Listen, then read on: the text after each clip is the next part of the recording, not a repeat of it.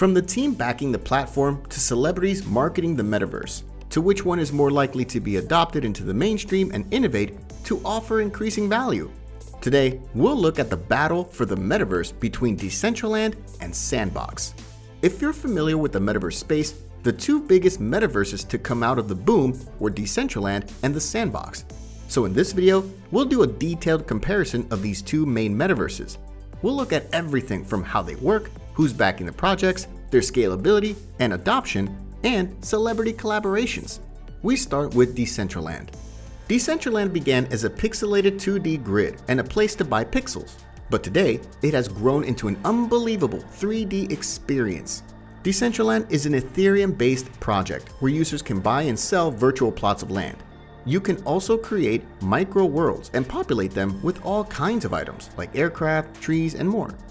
Decentraland feels like a virtual reality video game, but it's more natural and immersive since you can own virtual assets. These assets tend to be replicas of items you can find in the physical world, such as hotels, skyscrapers, movie theaters, and more. Two tokens govern Decentraland's operation, and these are land, a non-fungible token used to define ownership of digital real estate, and mana, a cryptocurrency you can use to buy land and other goods and services in Decentraland.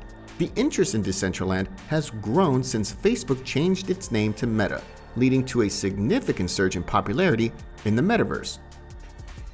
The most well-known aspect of Decentraland is its infrastructure for supporting shared virtual worlds, a decentralized ledger for property ownership, a protocol for specifying the characteristics of each land parcel, and a P2P network where users can interact are all part of the platform.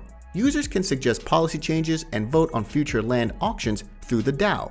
Three layers make up Decentraland's protocols: the consensus layer, the content layer, and the real-time layer. The consensus layer uses smart contracts to track land ownership and content. The land content layers render virtual content using a decentralized distribution system. And finally, a real-time layer provides peer-to-peer connections for users to interact with each other. You can buy land on Decentraland using Mana, a decentralized cryptocurrency. Transactions on Decentraland are paid for using Mana. Trading occurs in the marketplace, which serves as an all-purpose shop for the various commodities on Decentraland needed to develop a world. Now onto the Sandbox.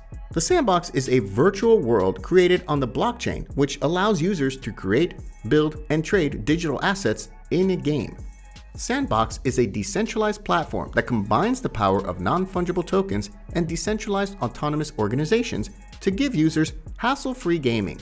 One of its goals is to make blockchain technology mainstream in the gaming industry. It offers a unique play-to-earn system that allows players to simultaneously develop and play a game. In addition, the platform is powered by the Sand utility token, which allows for easy transactions. Since Sand is a standard ERC20 token, owners can stake it to earn rewards. The Sandbox is a living, breathing virtual environment populated with user-generated creations. Using Vox Edit and GameMaker, players can create their own NFTs, such as avatars, virtual items, and even games. Sandbox also allows users to utilize virtual products to communicate with different players. They can also trade their NFTs on the Sandbox marketplace to make money. Vox Edit. Artists and players can use Vox Edit to make, rig, and animate voxel-based NFTs. Voxels are three-dimensional square pixels with a striking resemblance to Lego blocks. You can easily edit these blocks with Vox Edit to create various shapes. Users can design animals, flora, game tools, or avatar-oriented stuff like weaponry or clothing to use in the Sandbox. After making these items, users can export or trade them as NFTs on the Sandbox marketplace. GameMaker. With GameMaker, you can test and build 3D games in the Sandbox. GameMaker is simple to use, and the best part is you don't need any coding skills. You can design and organize objects and elements, such as the NFTs developed with Vox Edit. These can, for example, edit landscape, insert buildings characters, and create quests from a library of community-developed resources. They can also show off their work to the rest of the Sandbox community. By now, you have a better understanding of Sandbox and Decentraland. Let's look at how they compare to one another. Age. In the battle between Sandbox and Decentraland, the age of the project plays an important part.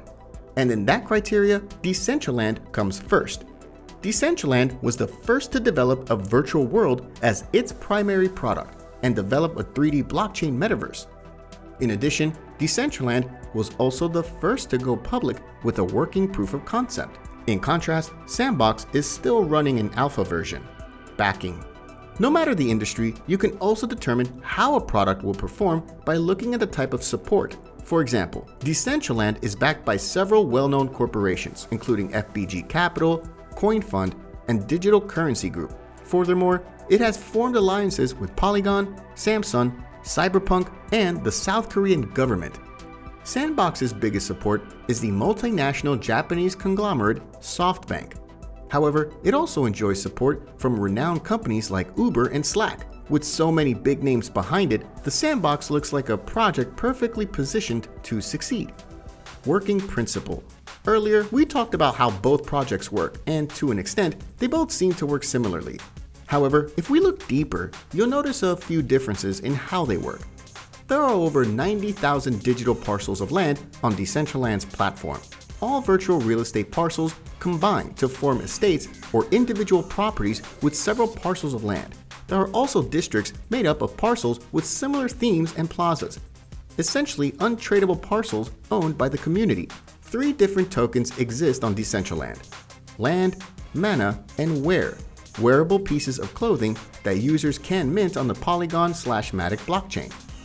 Sandbox has a higher real estate supply than Decentraland, with over 150,000 plots that users can group into estates. Individuals own estates, whereas a group of people own districts. You can find 4 types of tokens that exist in the Sandbox metaverse: sand, land, games, and assets. Collaborations. One thing the cryptocurrency space is big on is community, and a great way for projects to grow the community is to collaborate with successful projects. So Polygon, Cyberpunk, and Atari have chosen to collaborate with Decentraland. On the flip side, Sandbox collaborates with many heavy hitters such as CryptoKitties, Snoop Dogg, The Walking Dead, OpenSea, and lots more. Wallet compatibility.